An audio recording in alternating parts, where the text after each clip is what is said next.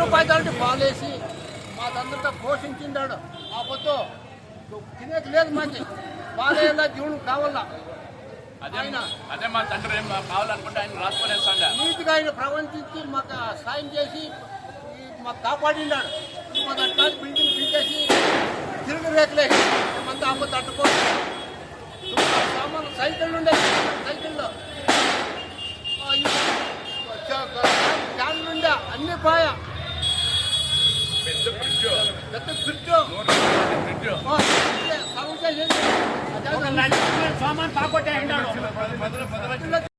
Cooperative society 1947లో చిన్న సొసైటీగా ప్రారంభించి రోజుకు 2000 లీటర్ల పాలు అమ్మే విధంగా రైతులను సేకరించి ఈ విధంగా రైతులు దీనిపై పాల సరఫరా పైన ఆధారపడి బ్రతికేవాళ్ళు. చిన్న చిన్నగా ఆ కాలంలో 50 పైసలు కూడా లీటర్, 50 పైసల లీటర్ ఉన్న సమయంలో కూడా ఇది ప్రారంభించినారు. సడ్లపల్లి, బసనపల్లి, పోషనపల్లి, సూగూరు, శాసనకోట, గొర్రెపల్లి, మోద ఈ ప్రధాన ప్రాంతాల నుంచి రైతులందరూ కలిసి ఒక 200 మంది 250 మంది రైతులు ఇది ప్రారంభించినారు. దీనికి ఈ సొసైటీ దీనికి ప్రెసిడెంట్, సెక్రటరీ వీళ్ళంతా ఉండింది. వాళ్ళు కాలగానము వాళ్ళు కాలం చెల్లించుకున్నారు. మిగతా సభ్యులు ఉన్నారు. దీనికి ఈ సొసైటీ కోఆపరేటివ్ సొసైటీ కింద రిజిస్టర్ అయింది. దీన్ని ఒక ఇంతకాలము కొన్ని 15 సంవత్సరాల నుండి ఈ ప్రాంతంలో ఎక్కువ పాల సరఫరా కేంద్రాలు ఏర్పడి, ప్రైవేటు పాల సరఫరా కేంద్రాలు ఏర్పడి, డైరీ ఏర్పడి దీనికి ఈ కోఆపరేటివ్ మిల్క్ సొసైటీకి ప్రాధాన్యత తగ్గి వ్యాపారాలు లేక అందరూ రిజైన్ చేసి ఉన్న వాళ్ళు ఉద్యోగస్తులు కూడా కాలగమనం చెందినారు. 20 ఏళ్ల నుంచి ఈ స్థలాన్ని ఏదైనా ఒక ఇంప్రూవ్మెంట్ చేస్తున్నామని రైతులు చాలా పోరాడుతున్నారు. ప్రతి ఒక్క రైతు బీదవాడు వాళ్ళు ప్రారంభం చేసేదానికి మొదలు పెట్టంటే మొన్న 6 నెలల కిందట సొసైటీ బిల్డింగ్ పక్కా బిల్డింగ్ రాత్రి 2 ధ్వంసం చేసేసి దానిలో ఉన్న 10 లక్షల సామాన్లు అంటే ఫ్రిడ్జ్లు, ఫ్యాన్లు, ఒక్కొక్క సిల్వర్ క్యాన్ వచ్చి 10,000 పైన, 15,000-20,000 పైన అవుతుంది. అలాంటి పాత క్యాన్లు అన్ని మొత్తం సైకిల్స్, ఫ్రిడ్జ్, ఫర్నిచర్ మొత్తం ఇనుపు పెట్టెతో సహా అన్ని దోచుకొని వెళ్ళిపోయినారు.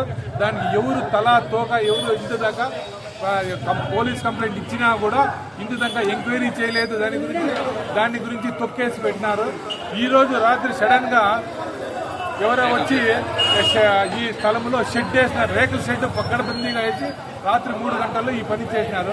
ఇంత దౌర్జన్యం, ఇంత కబ్జా తీరు ఏ ప్రభుత్వంలో ఎప్పుడు చూడలేదు. న్యాయంగా ఎవరిది స్థలం అవుతుంది, ఏమి దీనికి ఎవరున్నారో అనేటువంటి విచారించకుండా ఈ విధంగా కబ్జాలు చేస్తున్నారు. దీన్ని ప్రజల తరఫున మేము కోరుకుంటున్నాము. దీన్ని అధికారులు చేయాలని, స్థానికంగా బాధ్యత రైతు న్యాయం కోరుతా ఉన్నాము. రైతులకు న్యాయం చేయాలని. ఈ పాల్ డైరీలో అకౌంటెంట్ గా పనిచేసినాను. 2 రూపాయలు లీటర్తో అమ్మినాము. ఎప్పుడు? దాదాపు ఒక 40 ఏళ్ళ కిందట అట్లా అమ్మినాము. మా తండ్రి గారే మేనేజరు. ఇది కొని కట్టిండేదంతా 27,000. మా తాత 27,000 ఇస్తానరా, పిల్లలు ఉంటారు, నీకు బిడ్డలు ఉన్నారు, నీ పేరులో చేసుకుంటే వద్దు మామ, ప్రజలు రైతులకు కావాలా, ఇది రైతులకు కావాలా అని చెప్పి రైతుల పేరుంటారా అందరితో 10 రూపాయలు, 20 రూపాయలు, 50 రూపాయల షేర్ వసూలు చేసి సొసైటీ పేరులో రిజిస్టర్ చేసినారు మా నాయన. ఈరోజు ఇటువంటి దౌర్జన్య పరులు, ఆ స్వార్థ పరులు దీన్ని తెంగేదానికి కబ్జా చేసి రాత్రి చేసి రేకులు సెట్ చేసినారు. ఎవడో వాడు మగవాడు నిలబడి నాదని చెప్తే మీకు తెలుసు, ఇంటి చేస్తానా మీకు తెలియకుండా ఎట్లుంటుందంటే ఏమి మేము నైట్ వచ్చి పనుకుంటాం మేడ ఎవడో 50 పైసలకి లీటర్ పాలు 50 రూపాయలకి 50 పైసలకే ఈ పొద్దు 40 రూపాయలు లీటర్ పాలు. పీకేసా. 50 పైసలకి లీటర్ పాలు అమ్మి ఈ స్టోర్కేసినాము. 2 రూపాయలతో మేము అమ్మినాం. ఈ పొద్దు ఈ గెజ్జి వచ్చింది అంటే ఏమన్నా కాదు.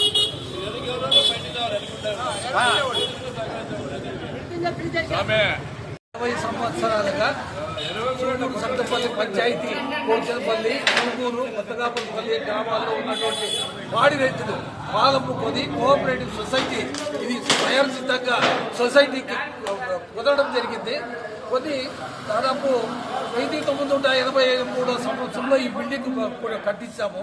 ఇది కొంతమంది రాజకీయ నాయకులు దౌర్జన్యంగా వాళ్ళకు లింగాయతకు సపోర్ట్ ఇచ్చి ఆ బిల్డింగ్ మొత్తం పడగొట్టేసి అందులో ఉన్నటువంటి మిల్క్ ప్రొడ్యూస్ చేసేటువంటి కూలింగ్ మిషన్స్, ఫ్రిడ్జ్లు మొత్తం అంతా దౌర్జన్యంగా పగులుగొట్టి ఈ రోజు ఈ బిల్డింగ్ పగలగొట్టిన స్థలాన్ని దురాక్రమణ చేసి రాత్రికి రాత్రే షెడ్ వేశారు. కాబట్టి దీనిపైన ఎలాంటి వ్యక్తులున్నా ఇక్కడ అన్ని రాజకీయ పార్టీల వాళ్ళు ఉన్నారు. దీంట్లో ఎలాంటి వ్యక్తులున్నా వాళ్ళపైన చర్య తీసుకోవాల్సిందిగా కోరుతున్నాం. పోలీస్ స్టేషన్ లో కంప్లైంట్ ఇచ్చినాము, నాయకులకు కంప్లైంట్ ఇచ్చినాము. ఎవరు దీనిపైన చర్య తీసుకోలేదు, యాక్షన్ తీసుకోలేదు. దయచేసి ఇది మా కోఆపరేటివ్ సొసైటీకి మాత్రమే, పాల ఉత్పత్తిదారులకు మాత్రమే, అది పాడి రైతులకు మాత్రమే ఉన్నటువంటి బిల్డింగ్. దయచేసి దీన్ని అన్యాకృతం కాకుండా కాపాడవలసిందిగా కోరుతున్నాను. చరిత్ర సృష్టించినోడు ఇప్పుడు ఆ చరిత్రని తిరగరాయబోతున్నాడు. అబద్ధాల గోడల్ని బద్దల కొట్టి నిజాలను రాగా మీ ముందుంచబోతున్నాడు. నిజమైన వార్తల కోసం వెంటనే డౌన్లోడ్ చేసుకోండి రా యాప్ని.